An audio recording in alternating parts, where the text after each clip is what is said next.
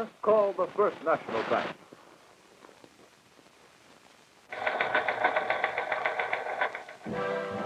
King Oldsmobile of Fort Lauderdale, Broward County headquarters for Oldsmobiles and GMC trucks, now brings you this year's outstanding award-winning national news coverage with Ralph Renick reporting. Good evening, everyone. Tuesday, October 6th, and here are tonight's Florida and local news briefs. The Miami-bound FEC passenger train, the Gulfstream, is derailed at West Palm Beach this afternoon, but reports say only 2 persons have suffered minor injuries. The remaining passengers are continuing on to this city by bus. Dade County today orders dams removed from 4 canals as dairymen are up in arms over their flooded pasture lands. The State Road Board rules today on South Florida Road 9, its inclusion into the proposed turnpike, and a county worker is killed by an automobile. I'll be back with the news in detail. Right now, for King Oldsmobile, here's Lee Phillips. Here's your destination if you're looking for a top-quality, good used car.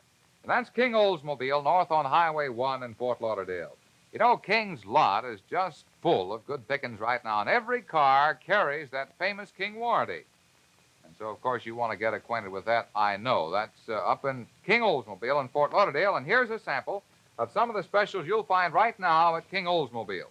First, this 1950 Ford Custom Deluxe.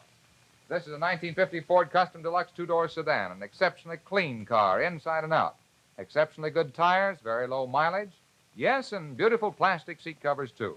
It's a real special, just $788 at King in Fort Lauderdale. And here's another, a 1951 Willys station wagon, perfect for business, perfect for pleasure driving. It has overdrive A1 tires, all-leather interior. This is a one-owner car. Only $988 at King in Fort Lauderdale. And there are plenty more used car buys just as outstanding at King, where you get a longer trade. So see the King's men at King Oldsmobile, north on Highway 1 in Fort Lauderdale, open nightly. All right, Ralph? And the news tonight, 2 people have reportedly suffered minor injuries in the derailment of 5 cars of the Florida East Coast passenger train, the Gulfstream, at West Palm Beach. The accident occurred shortly after 3 o'clock this afternoon when the southbound train plowed into a road grader at a crossing. Injured are George Eubanks of Miami, a baggage man on the train, who suffered lacerations of the head, and Tom Stratton of Jacksonville, who apparently was badly shaken up by the collision. Ambulances stood by while rescue workers went through the tilted and overturned cars. A total of 65 passengers were aboard the train, and they are now proceeding to their destination by bus. Dade County dairymen today told federal flood control engineers that county-controlled dams are obstructing the flow of floodwaters from their lands. The county, meanwhile, has taken action ordering removal of all dam structures from 4 canals. Here's the latest flood report. A typical county dam is at Biscayne Canal and Northeast 131st Street.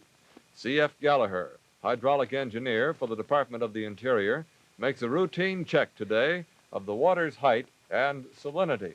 The county has built several dams to prevent salt water from backing up into the freshwater streams, thus affecting underground well water. Measurements show the water stands about 2.5 feet above mean sea level.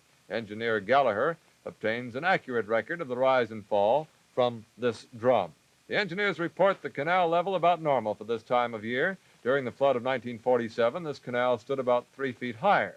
The dairymen are complaining about hyacinths and other plant growth and debris jamming up around the dam's superstructures, thus preventing a free flow of water.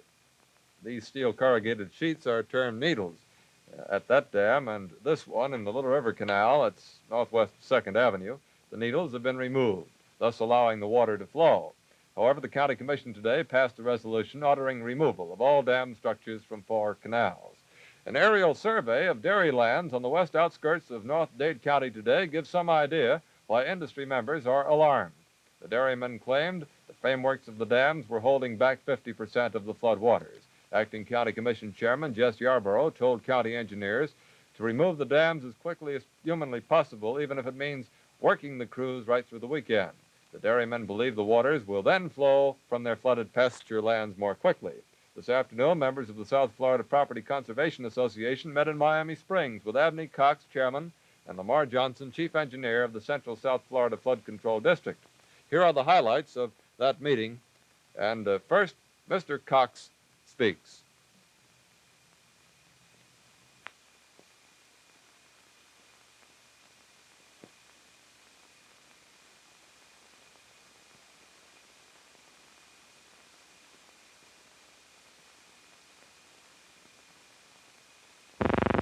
Mr. Johnson and myself are very happy to be here. We wish it could be under a little different circumstances and not have so much water on your lands.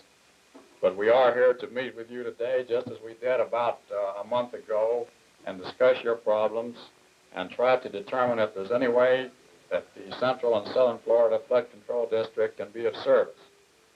You probably realize that our district appeared before the Bureau of the Budget in Washington. I think it was the 20th of September, at which time we were told that projects of flood control nature would probably suffer quite a little in the budget for the 1954 fiscal year.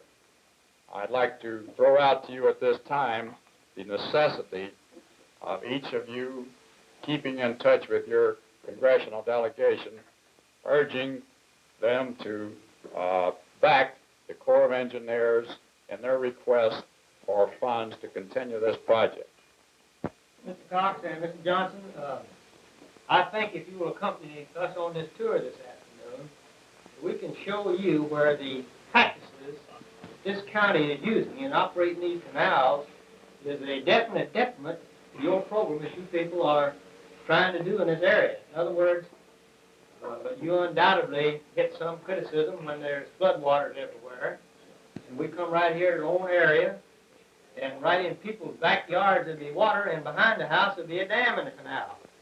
And I think that if you'll go with us, you can see why your district's undoubtedly getting some unjust criticism on something that you have little control over.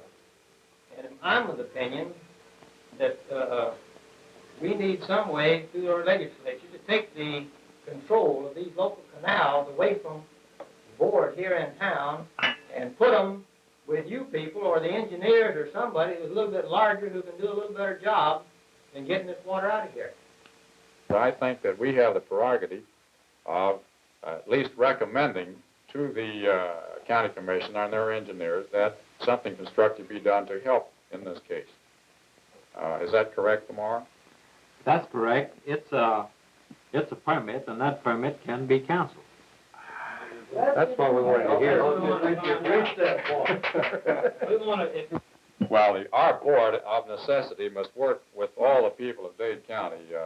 You realize that, Bill. We want to do what's the best thing for all of the people of Dade County, or at least the majority of the people of Dade County. During the meeting, the group toured several dams and other waterway obstructions.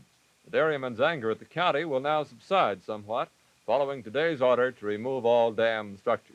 The big worry now is the possibility of more rain. The Florida Supreme Court today ruled that it is slanderous to call a person a communist at a public gathering because it imputes to the accused a loathsome state of mind. In other news from the state capitol, the State Road Board today moved to clear up what it termed some public misunderstandings regarding the possible incorporation of State Road 9 into the proposed South Florida toll turnpike. The board, although it actually has no authority over the proposed toll highway, recommended that if any of the route of Highway 9, seen here, is taken over for the pike, it must be the uncompleted part lying north of Hollywood. The board said the part of the road already built with tax money between Miami and Hollywood should be left a free highway. Engineers studying feasibility of the Bobtail Turnpike are considering the use of State Road 9 in the project. Miami Beach will get a permanent police chief tomorrow. The city council is expected to name veteran detective Romeo J. Shepard to the post. A 60-year-old county workman was killed today after being run down by a motorist at Northwest 103rd Street and 13th Avenue. William C. Moore was killed instantly as he was preparing to fill a pothole with asphalt. 62-year-old James Bonavolante, the driver, was charged with manslaughter. The nation's largest child health forum got underway in Miami today as the American Academy of Pediatrics began its 22nd annual meeting.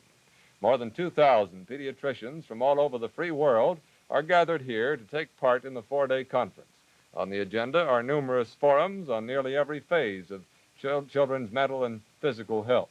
These South American doctors are members of the Colombian delegation looking over exhibits set up in Bayfront Park Auditorium. This afternoon session was devoted to discussions of children's mental growth and emotional disturbances among children. 40 of Europe's most distinguished pediatricians are among the delegates, representing almost a third of all doctors who specialize in the field of child health and behavior. Dr. Philip S. Barbara of Philadelphia, president of the American Academy of Pediatrics, outlines the program of the medical group before our news camera today.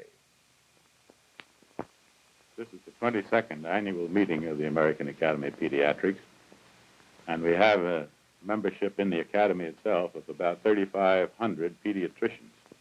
A meeting of this kind is one which is largely educational. It's exactly like a postgraduate course in medicine. We have speakers from different parts of the country on review subjects of medicine, on new research work being done, some of it only in a provisional stage, and in addition to that we have scientific exhibits which also show the doctors visiting the exhibit a preview of research work that is being done, very often incomplete. At a meeting like this today we have about 40 visitors from the European continent and probably 60 or more from the Latin American countries, because immediately after this there is the International Congress of Pediatrics being held in Havana, which is also drawing men from all over the world. The main object of the forums and discussions is to keep members up to date on developments in the field of child health and to promote activities that contribute to their health. The field of polio immunization will provide the highlight of the 22nd annual meeting. And here are a group of doctors from out of the country gathered at the Everglades Hotel, one of many hotels in Miami and Miami Beach, housing delegates to this convention. Well, I'll be back in just a moment, and now again for King Oldsmobile, here's Lee Phillips.